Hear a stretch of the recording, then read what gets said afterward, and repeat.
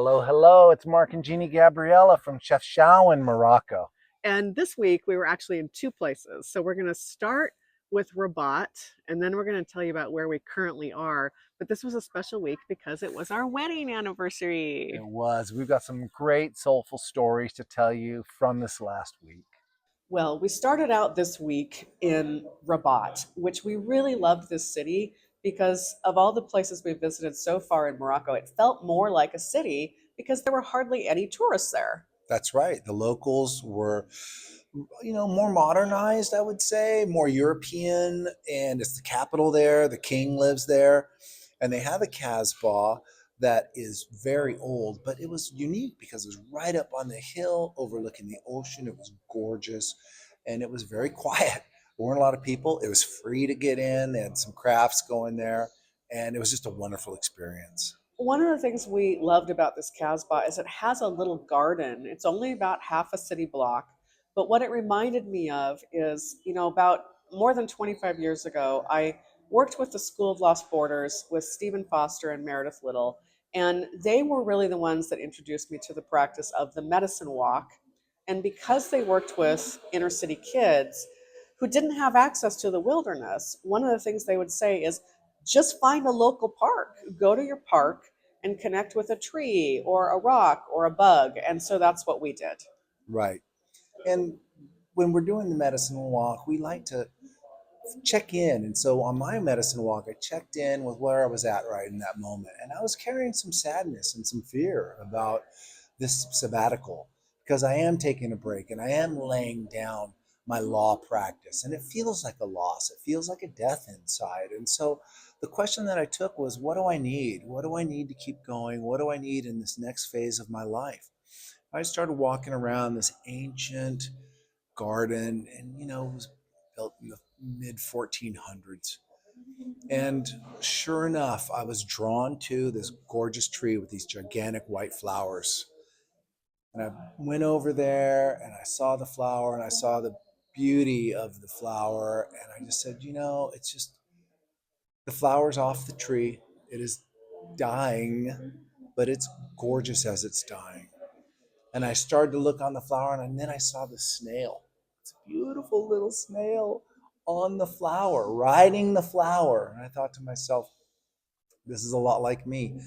This is really what I need from this next phase, is to have myself to where I don't have a lot of extra stuff. I can carry my stuff with me. Hmm. I'm not burdened with material goods or over commitments. I'm free to go. I got my bag on my back, and I'm got my eyes out in front of me, scoping what's happening, and I can move at my own pace. I'm totally taken care of, and it's all going to be okay. I love that. Yeah. And I went out with the question in the same little garden, and my question was, what do I need right now on my journey? And as I was walking around the garden, what I like to do is I like to use my body as a compass. And I just let my body go where it feels called to go, which is very different than how I normally move in the world. So I felt drawn to this back corner of the garden where nobody else was. And in this back corner, I found this beautiful stone. It was this beautiful stone and it had a hole in it, it had a cavity in it. And I knew this was what I was supposed to sit with. So I squatted down to look inside this rock, and somebody had left a tissue there. Someone had actually used this rock that I was finding so sacred as a garbage can. And I immediately felt flooded with anger and then grief that there's a lot of trash around Morocco, and we see Yeah. people littering all the time, and I'm really struggling with that. So as I bent down, I took the trash out of the rock and I sat with, okay, what do I need from this? What does this really mean for me? And it was very interesting. It's hard to describe in words because I had this embodied sense of expanding into compassion for the entire experience. So my own anger, my grief, but also compassion for the person who had put the litter there in the first place. And I just felt my energy get larger and this compassion came in, and I went, I get it. This actually is what I need for this journey, this whole journey that we're doing around the year. We're going to encounter difficult situations, difficult people. People are going to rip us off, whatever it is. And for me, the lesson really is I need to be able to expand myself and hold compassion for the entire experience. Then we went to the main mausoleum, the burial place for the king. His father and his grandfather are both buried there. And it was a masterwork of craftsmanship. The carvings, the tile, the woodwork was extraordinary. Yeah, the plaster that they do, the carving, it's really it's hard to describe. I don't even know how many hundreds of hours it would have taken. But the interesting thing is how much care they put into this mausoleum. They've got this guy sitting here who looks like Gandhi, and his whole job is to read the Quran for this dead grandfather king. I just found it really interesting, you know? Yeah, and people look down on it, Yeah. and the gardens are gorgeous, and they have a real fountain, a big fountain, and that's a tradition in a lot of the places where they have fountains inside. And then it took us, Rabat's a big place, 1.5 million people. It took us an hour to walk to this other site, which is a Roman ruin. Honestly, I didn't really expect there to be Roman ruins here in Rabat. Excuse me, but they were gorgeous. They were really, really beautiful. They were. It was laid out in a classic Roman design. It had a temple to Saturn.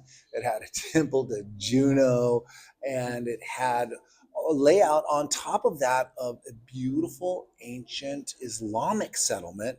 And so the two of them were built together, one on top of the other, and it was amazing. And then I love they have these storks and they're just all over the place. They also had an eel pool. You throw an egg in and you get your protection, you get your wish granted. And an eel came and ate my egg, and that was totally cool. Temple game. And now, fast forward, now we're in Chefchaouen, and we're here for our 15th wedding anniversary that we celebrated. And Yeah. it's this beautiful experience of walking through the old Medina, and everything is painted blue. And there's different theories about why it's painted blue. But what happens is literally tourists come and they get dressed up to do photo shoots here. So there's women all in white. It looks like a wedding procession walking through the streets. Yeah. But we got up at 7 in the morning, so this is why there's no one in our photos. Another interesting thing about Chefchaouen is that whereas French is spoken in Rabat and in Marrakesh, here Spanish is the second language to Arabic, right? And that's because the Spanish came from the diaspora leaving. The Muslims were driven out of Spain, and they came, and a lot of them settled here in Chefchaouen. So they set it up just like they would have had a town in Granada, in that area. Yeah. And so we used our Spanish to good effect. Yeah, so it's a completely different feeling here in the north of Morocco. But we really enjoyed it. We just had to kind of alter the rhythm of our day and get out early, which was fine for us. But it's like a color bath. I mean, it's really just walking through the streets, which is the main thing that there is to do here, felt healing in a way because it was so beautiful. And, you know, the color of blue is calming and soothing. And so we mostly just walked around. Yeah, the beauty was striking. This blue city nestled amongst the towering peaks of blue limestone, and the mountains are gorgeous. Yes. And it's crisp air. The water is fresh and clean, and there's a vibe around it, just a really beautiful spiritual vibe. And the cats are everywhere, and boy, do they love their cats. Kitty photo shoot. So that was my job. I was looking for like the perfect cat in front of the perfect door.